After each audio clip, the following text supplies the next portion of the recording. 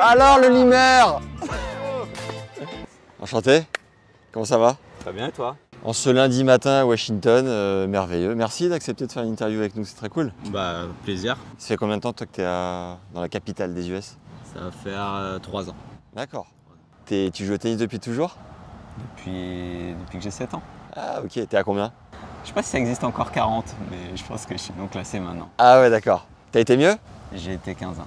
Ah oui, t'es un énorme traquenard. Bon, t'es pote d'enfance de Johan, qui a créé Tennis Legend. Exactement. Donc c'est marrant de se retrouver ici. On a fait une petite story pour essayer de trouver des gens et il s'avère que t'es le seul à avoir été vraiment dispo et tout. Donc merci, c'est hyper cool.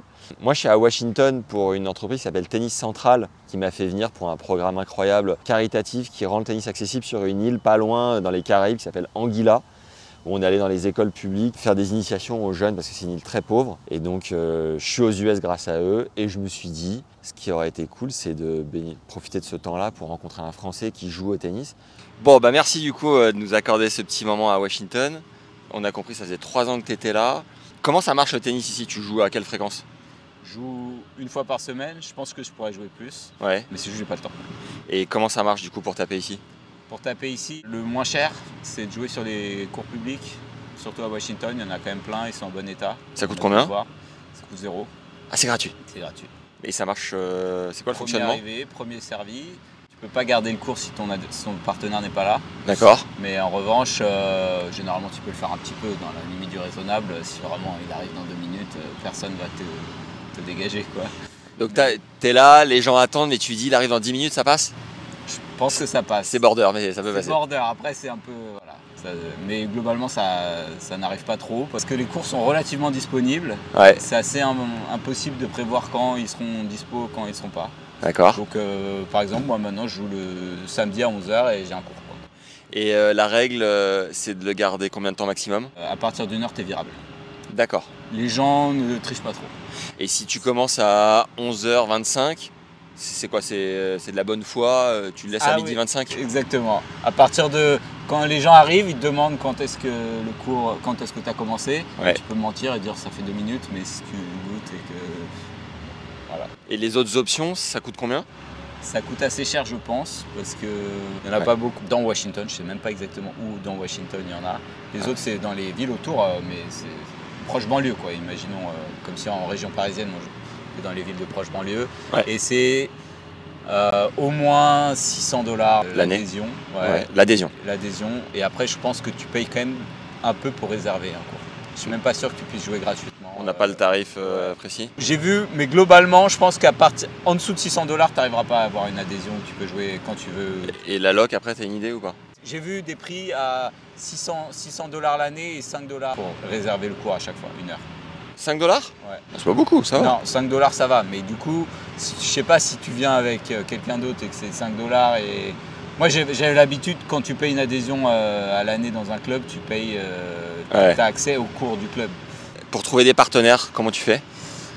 Là pareil, c'est pas facile. J'ai un ami en France qui a rencontré un Américain sur des tournois en Normandie et qui est prof à l'université. Ouais. Et du coup, qui lui m'a pu me mettre en contact avec des joueurs.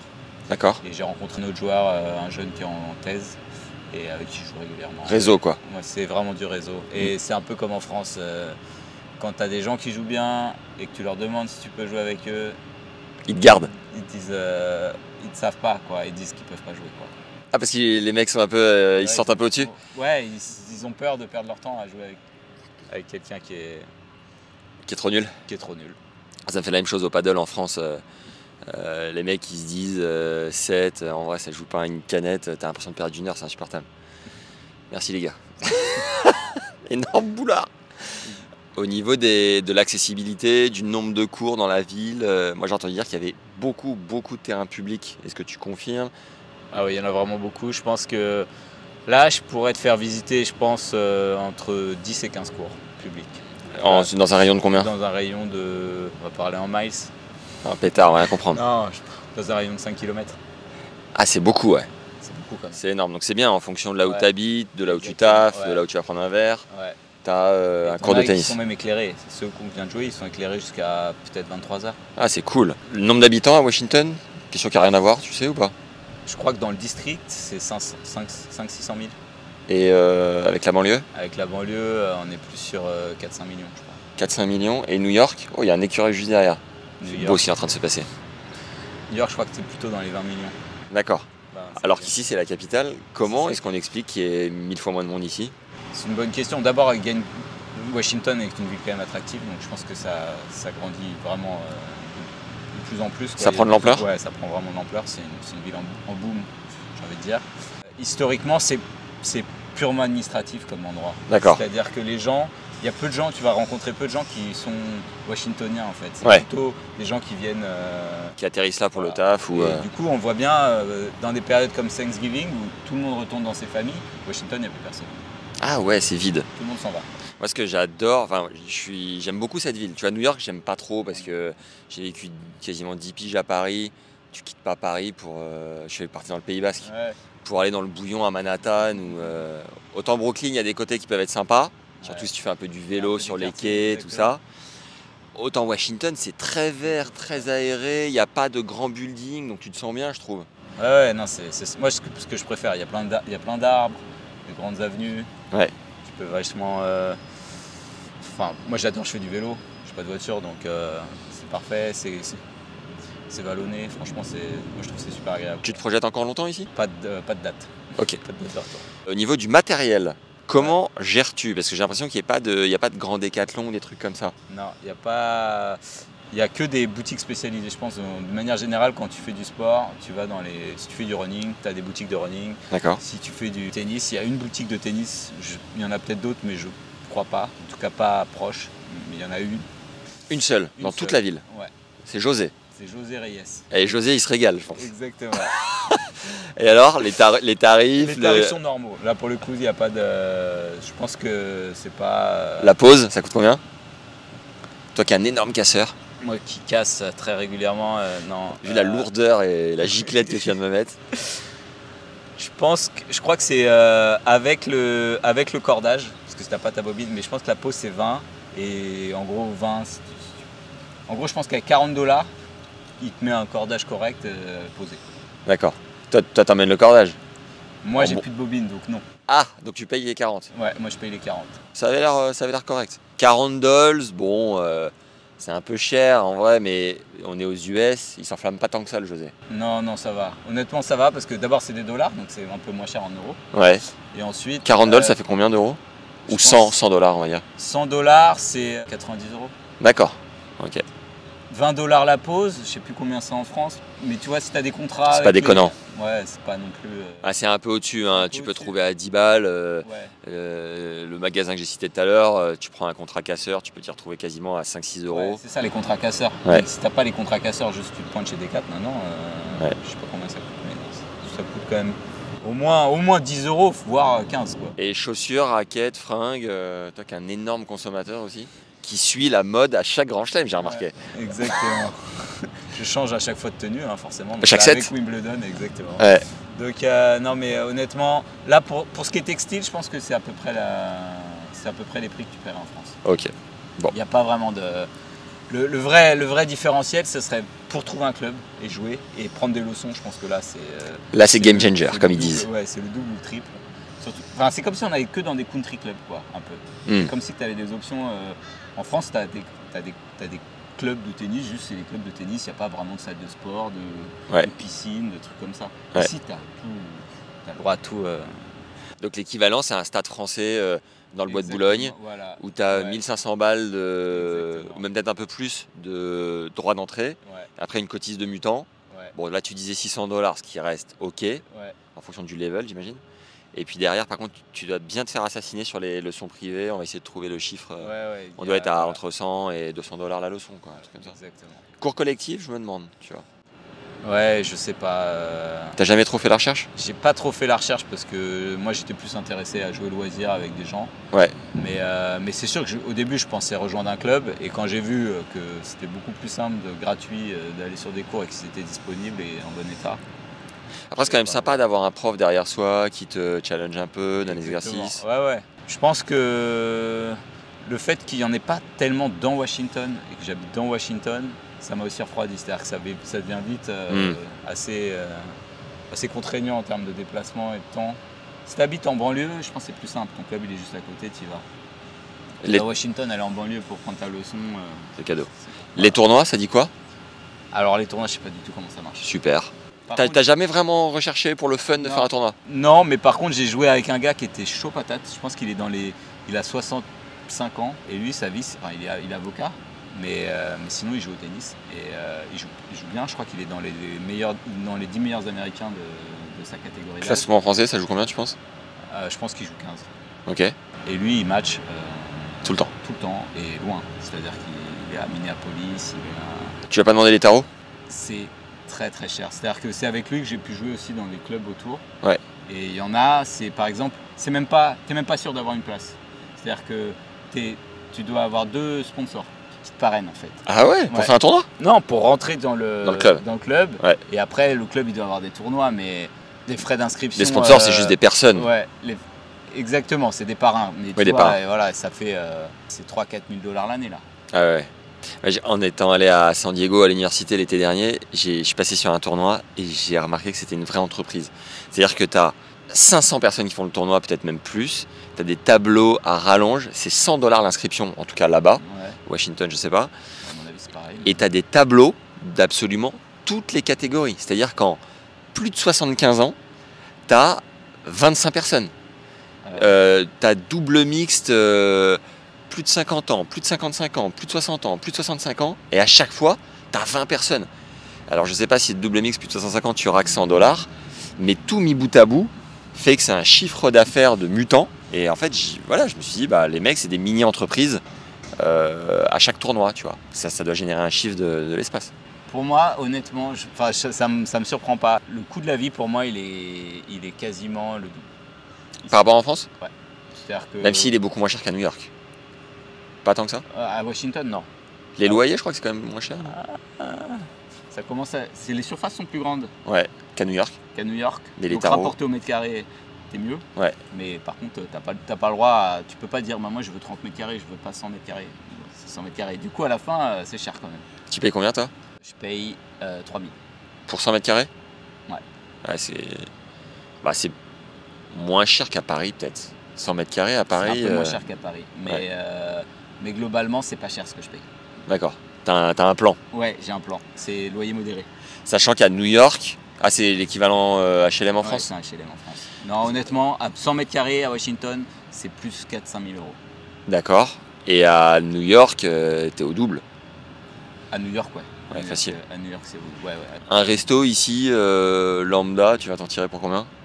Avec les pourboires, 20% de pourboires quand même. À tu laisses 20% à chaque fois? Ouais. Tu cherches pas à savoir, d'office tu mets 20. Ouais. Ok. C'est un peu la... Donc c'est quoi par tête? T'es au moins à 50 $ le. Ouais, si tu t'enflammes pas? Si avec une bière et dans un resto correct, c'est entre c'est 50. Ouais. Un peu plus peut-être même. Ouais, peut-être un peu plus. Ouais. Un beau resto français. Je me suis fait un kiff. J'ai emmené un gars du coin manger le meilleur cassoulet du monde. En fait, c'est un prix qui est redécerné tous les ans. Et là, c'est un chef qui est dans un resto qui s'appelle Le Sel à Washington. Et c'est un chef qui n'est pas connu du tout, qui a affronté 20 autres chefs à New York en décembre, des mecs étoilés. Et il a réussi à avoir le prix. Et j'ai raqué 145 $, les 2 cassoulets, les 3 bières et un dessert pour 2, je crois. Ah ouais. Ah, putain, elle a fait mal celle-là. Ah ouais, c'est globalement, moi je pense que y a des choses pour lesquelles c'est moins cher. Ouais. Mais en général, et quand tu mets en plus la santé, les trucs et tout, c'est quasiment c'est le tout. Alors ici, ouais, les soins, les hôpitaux, ça coûte une fortune. Quand tu viens de France, si tu as un pépin, tu rentres en France te faire soigner ou tu as une assurance locale? Je suis salarié aux États-Unis, j'ai un plan santé qui est couvert. Mais d'accord. Mais si moi je paye 100, mon employeur va payer 800. Ah, c'est impressionnant. C'est impressionnant. Et c'est là où c'est aussi compliqué, c'est que ça marche par franchise. C'est-à-dire que tu vas dans un hôpital où tu es couvert, l'hôpital d'en face, tu n'es pas couvert. D'accord.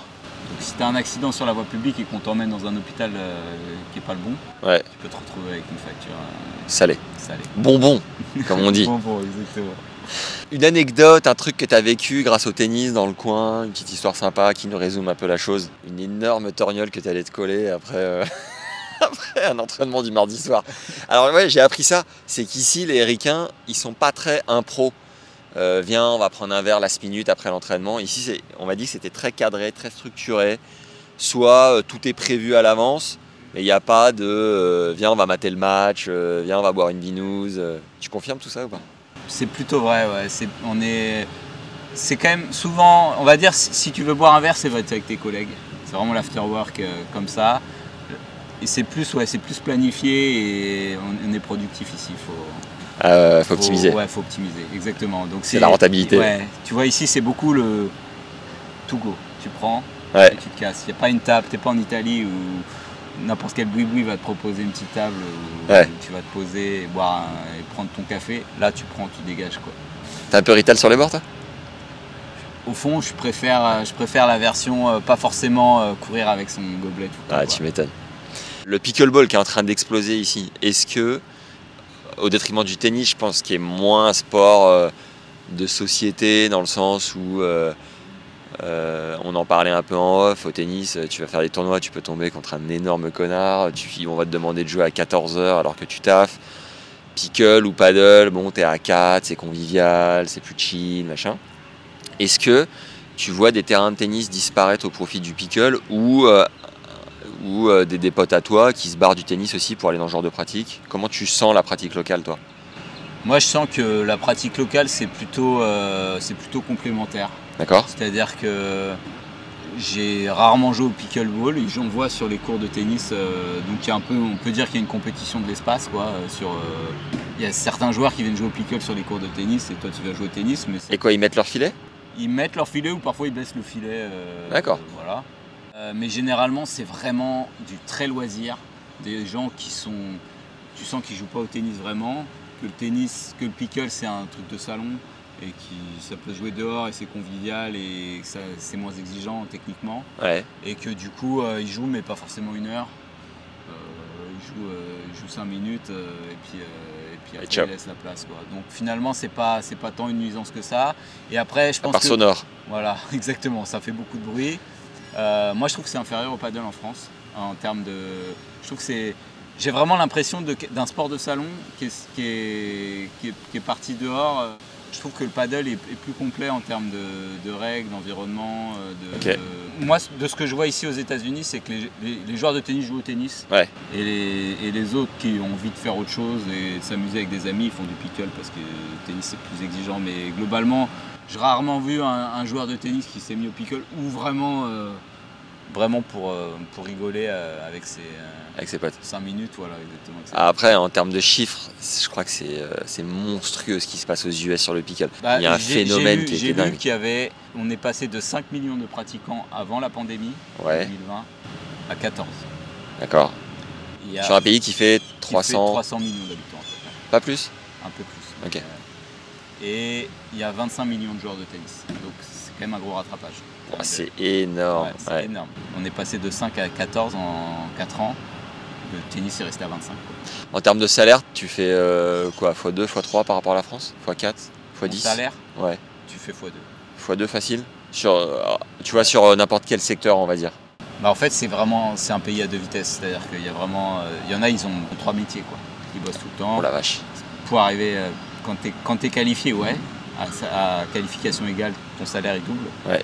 Mais le coût de la vie aussi. Ouais. Mais en revanche, il y a énormément de pauvres et de travailleurs pauvres, en fait. D'accord. Dont certains n'ont pas forcément les papiers. Ouais.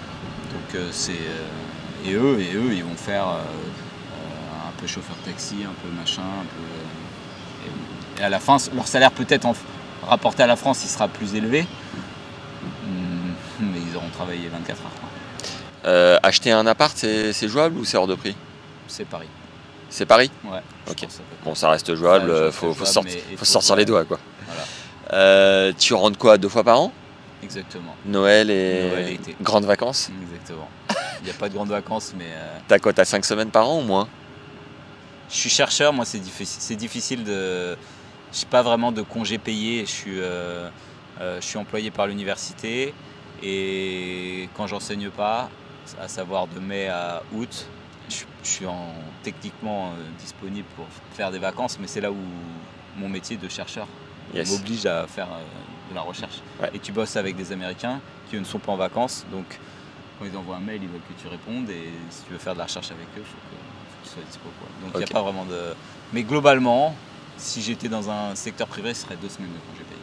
Waouh. Ah ouais. Et parfois tu lis des annonces d'emploi où il y a marqué vraiment ils le mettent comme si c'était vraiment un truc super, 14 jours de congé payé. Ils le mettent vraiment, tu sens que c'est la fierté. Ils misent dessus. Ouais, bon, je file à l'autre bout de la ville pour tourner une masterclass. Merci pour ton temps, merci pour ce petit partage. Merci d'être venu. Et enjoy Washington. Qu'est-ce qu'on peut te souhaiter pour la suite, de faire ton premier tournoi ou même pas? Rien naf. Rien naf. Ok. On continue à jouer. Bon, c'est déjà ça. Ouais. Et tu fais quoi? Du vélo, un autre sport à côté? Badminton. Ah, tu fais du bad? Ah, fun fact, je fais du badminton au FMI. Ah ouais, Fonds monétaire international. Enfin, un terrain international qui est pas loin ici. Avec la française là qui gère ça là, comment ça s'appelle? Christine Lagarde? Ah bah Christine Lagarde, ça fait longtemps qu'elle y est plus. Elle est à la Banque Centrale Européenne. Merci pour les chiffres, Ouais. les infos. Mes notes sont toujours au top du top. Ouais, exactement. Donc Christine Lagarde. Je te parle pas de Dominique Strauss-Kahn, évidemment. Non, évidemment pas. Donc Christine Lagarde est partie à la tête de la Banque Centrale Européenne. Très bien. Donc un autre politicien qui t'a tapé le volant. Exactement. Donc en fait, ils installent dans le hall central tous les week-ends un cours et là je joue. T'as atterri comment là-dedans? J'ai un pote qui bosse au FMI, D'accord. qui joue au bad et qui me permet de rentrer. Très bon ça pour le cardio. Très bien. Donc badminton, tennis et vélo à fond. Au top. Merci Nico. Merci Max. À la prochaine. Ouais.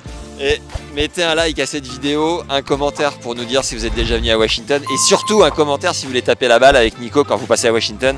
Si vous êtes à peu près entre 15 et 15,5, ça va? 3e série. Allez, voilà. Allez, tchuss. J'ai passé mon temps à filmer, mon gars. Oula. Il fait des tractions depuis. Il y a du street workout ici. Le mec fait des tractions à l'arbre. Non mais il est à fond, hein. Franchement il fait C'est ça les ricains. Impeccable. Bon bah c'est ma première interview en Marcelo Bielsa sur une Sur une presque glaciaire. une presque glaciaire.